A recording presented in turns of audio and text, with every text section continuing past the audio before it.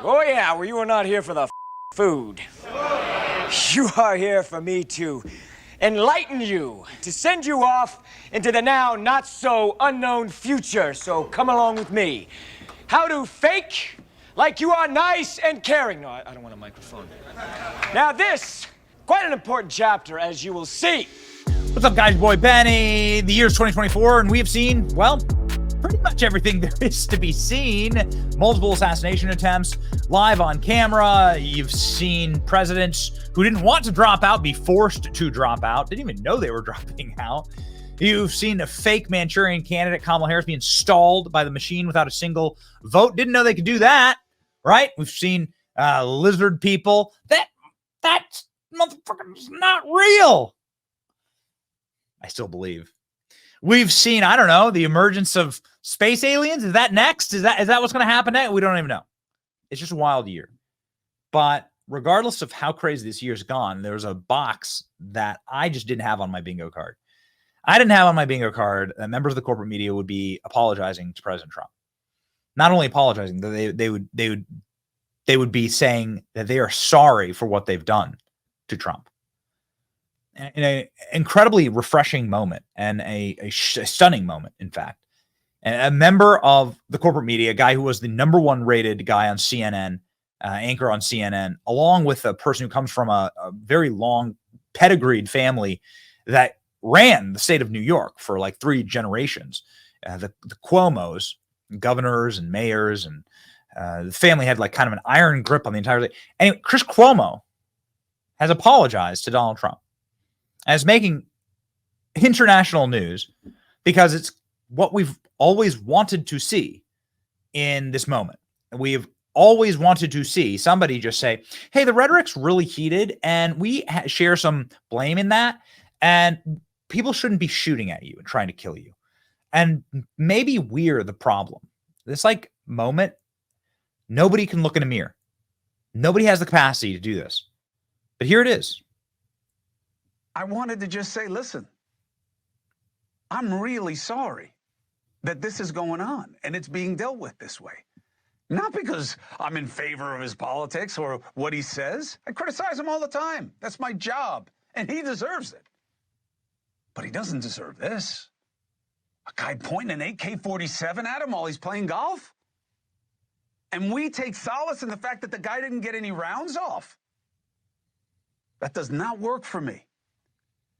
If I had been through what that guy's been through in the last 2 months, you would not know where I am. You would never see me on TV again. No way I would do that. I don't know how he does it. He's got kids, they're adults, but he's got grandkids. He's got a wife. People giving crap to Melania Trump, worrying about whether or not there was a plot around his husband. How could she not? I don't think she's right, but I totally get why she feels that way, and people mock her. And then her husband has a guy pointed with an AK-47. Where are those people apologizing? That's what it's time for. I should not have come at you, Melania Trump, for suggesting that maybe there was something more afoot. I get your paranoia. I get your feelings. You have a right to that. There's nothing wrong with saying that, with being a basic, decent human being. It has gotten too out of control, too far from where we need to be and how we need to be. And I don't know what to do about it. A absolutely stunning clip there that is bringing in a lot of people together. And I want to just take a moment to put a pin in something. The person who he's criticizing is his old co-host and bestie on CNN, a guy named Don Lemon. And the two of these guys effectively had like a show together, right? They'd like go back and forth and make jokes and tee-hee-hee and tinkle, tinkle, twinkle, twinkle, little toes under the desks. Don Lemon is the guy that Chris Cuomo has put on blast here, which is an unbelievable moment. Don Lemon did this. Attempt to end my husband's life was a horrible, distressing experience. Now, the silence around it feels heavy. I can't help but wonder, why didn't law enforcement officials arrest the shooter before the speech? There is definitely more to this story, and we need to uncover the truth. This is a grotesque child, like true man-child behavior that should get Don Lemon banned from all social media, quite frankly, and banned from ever appearing on TV again. I see that CNN's having Don Lemon back on air. That you can't even allow like Melania Trump to grieve the fact that Trump ate a bullet in what was intended to be an on-air execution. No, dude, this is pretty powerful that Chris Cuomo called out his old his old buddy on CNN. It's making headlines, man. Chris Cuomo calls Donald Trump after second attempt on his life. What is this moment? Like, do we get like some humanity back? And Chris Cuomo, of all people, is the vector for this. Cuomo criticized media reaction to Trump assassination attempt. Again, these are all the headlines. I mean, Chris Cuomo calls Trump and says he deserves an apology. Here we go. Here's what I did.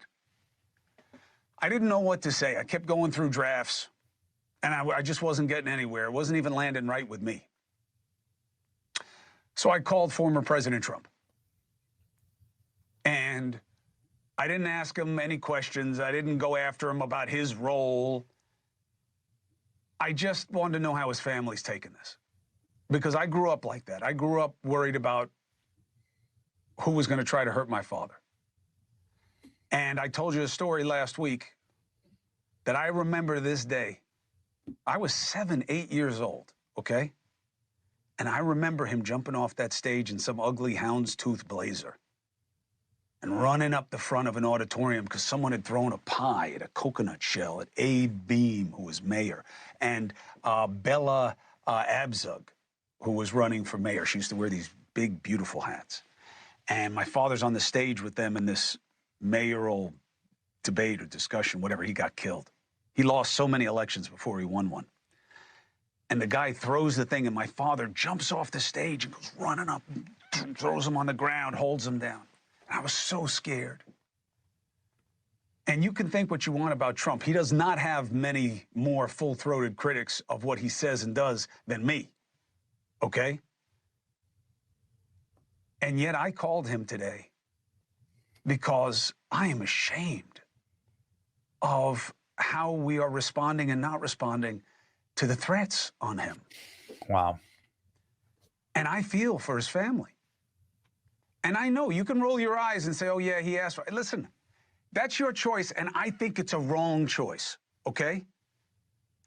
We got to get out of the judgment business unless it's judging ourselves. And you got to start rewarding things that are better. And I got to tell you, I don't know how he stays in the race. I don't know how he got up after being shot in the head. And you people who try to mitigate that, you need to check yourself. He gets up, pumping his fist, stays in the race, barely even talks about it. Amazing. I only put this up, one, because Trump's really funny. Great news, television viewers have they've just suspended Chris Cuomo indefinitely. Horrendous ratings, fairness, permeated CNN. Was it probably because his brother was no longer governor? Probably both. Fredo was gone. Donald Trump and Chris Cuomo have fought viciously before, right? This was what happened when Chris Cuomo was fired from CNN. They fought viciously before. Cuomo deserved it. Trump deserved whatever. I mean, he's in the public sphere, right? So you invite criticism, right, by doing that. What a wonderful, wonderful thing to see. Just a basic level of humanity brought back into all this. Yeah, sure, the guys fight. I mean, this is what it is to be a celebrity or a guy on TV. You're going to live a public life. Expect public criticism. Chris Cuomo's job. Don't agree with anything he says. Think it's funny. Make fun of. We made fun of Chris Cuomo a lot, but wow, boy, was I wrong about the capacity for the guy to have some type of character. Chris Cuomo makes an impassioned apology to President Trump. This being shared by Ultra MAGA Party. and center right and freedom-minded accounts around the internet. Chris Cuomo delivers a heartfelt apology to Donald Trump. Chris Cuomo announced he has apologized to Trump. Goodness gracious. This is amazing. Donald Trump, second assassination. I'm ashamed of what's happening. And then Chris Cuomo goes on to say that he is calling out the media, which is so unbelievably sound on all of this, saying that it's their fault. They don't allow Donald Trump even a scintilla of humanity, not even enough time to grieve. Chris Cuomo strongly condemns Democrats who are making light of the second Trump assassination. Meanwhile, on the other side, like, to show you the difference, you have Hillary Clinton saying Trump's a danger to our country and the world. Less than 24 hours, 48 hours after assassination attempt. Wretched monster, Hillary Clinton. Trump poses a danger to our country and the world. Just to come out here, what a witch! What a complete witch! And it looks like it's having an effect on her. Here's Chris Cuomo demanding that the media do better. Dude, you can just say, I'll say it. Everybody deserves a shot at redemption. We still like calling him Fredo. We still think it's all funny, and we think the guy has been very clownish and ridiculous. And what he did during COVID is pretty much unforgivable as far as we see it. He's been called, by the way, he's gone on. Cuomo's gone on debate stages and been called out for this stuff. Dave Smith debated Chris Cuomo and guy got nuked, right? So he's definitely been called onto the carpet over this. But I don't know, man.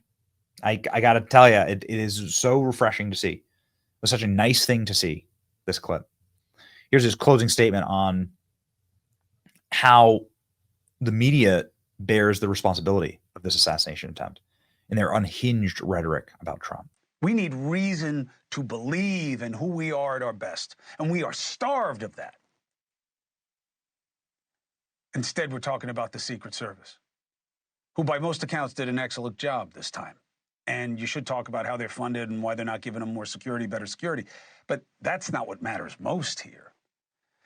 There's a reason mentally ill or deranged or whatever it winds up being classified as, that these types of people are picking up on all the hostility. It's not enough to call it out and say it's wrong. I get that now. Being a scold does nothing. You have to just do your best to be the change you want to see, as Gandhi credited us. So, after waiting for a real message, looking around the media, being disappointed again, that everybody just wants to kind of parse out, who's to blame? Who's to blame? I mean, don't you think that you should, and don't you think that you should, and nobody's doing this. But this is the only thing that's going to change it. Okay? And look, I hear what Trump is saying. Trump blames the Democrats and their attacks on him as a threat to democracy for the violence directed toward him. He then says that they are the real threats to democracy. So if it's wrong that they're threatening him that way by calling him that, why would he call them that? We need better.